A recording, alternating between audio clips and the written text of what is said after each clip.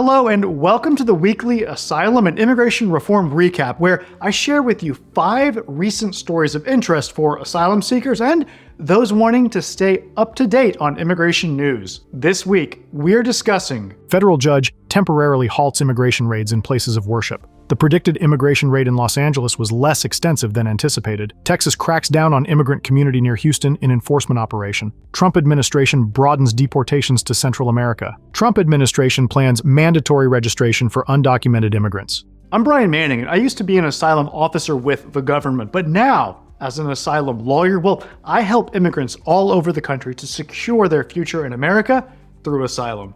All right, let's get to the news. First up, a federal judge has temporarily blocked immigration enforcement in specific houses of worship. This injunction comes as a response to a lawsuit filed by several religious groups, including 6 Quaker congregations, the Cooperative Baptist Fellowship, and a Sikh temple. These groups argued that the Trump administration's reversal of a policy that restricted immigration arrests at sensitive locations violated their religious freedom by discouraging attendance due to fear of arrest. Judge Theodore Chang agreed, citing evidence that the policy change had a chilling effect on congregants' willingness to participate in worship. The injunction only applies to the specific religious institutions involved in the lawsuit. The Department of Homeland Security defended the policy change, stating it was necessary to enforce immigration laws and apprehend criminal aliens. Several Christian and Jewish groups have filed a separate lawsuit challenging the same policy change. And up next for update number 2. Despite widespread concerns about a large-scale immigration crackdown in Los Angeles County, ICE operations on Sunday were significantly smaller than expected.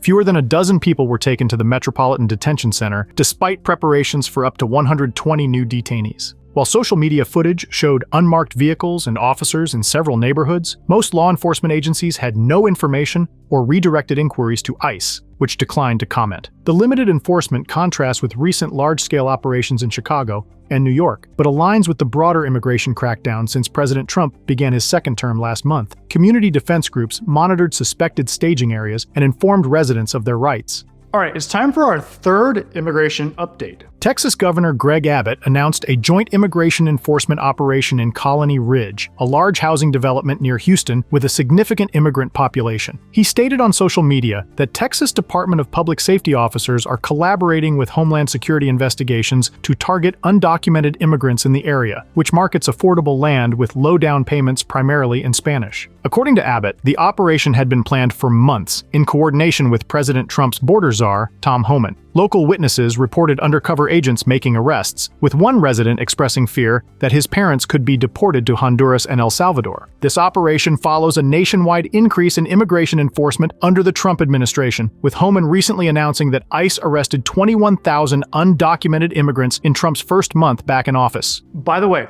if you want to stay updated on asylum and immigration reform news, then be sure to press the subscribe button and the bell icon so that you don't miss the next video. Okay, moving on, we're ready for update number 4. The Trump administration has started deporting migrants from Asia and the Middle East to Central American countries, signaling a major shift in U.S. immigration policy. Panama and Costa Rica have already received hundreds of deportees, including families with children who crossed the U.S. southern border. While regional leaders deny being pressured, Costa Rica's president admitted cooperating to avoid potential trade penalties. This approach allows the administration to bypass legal restrictions on child detention and asylum processing. Immigration experts warn that Central American nations, facing the threat of tariffs and diplomatic sanctions, have little choice but to comply. Meanwhile, UN agencies are assisting local officials in providing basic services and asylum processing for deportees, many of whom arrived without knowing their final destination. And finally, our 5th immigration update for this week.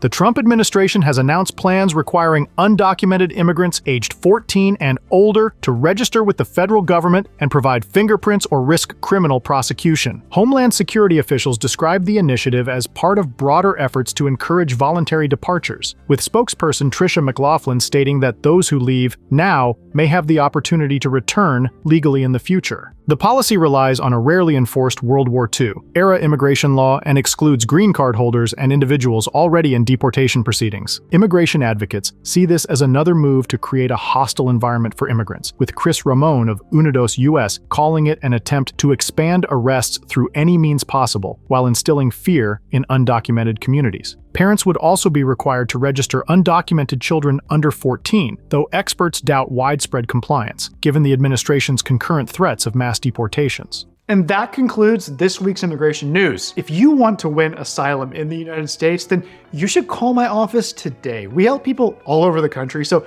it doesn't matter where you are. Call us now to schedule an asylum strategy session so that we can assist you in securing your future in America through asylum. Again, I'm Brian Manning, and it's an honor to serve you in your immigration journey.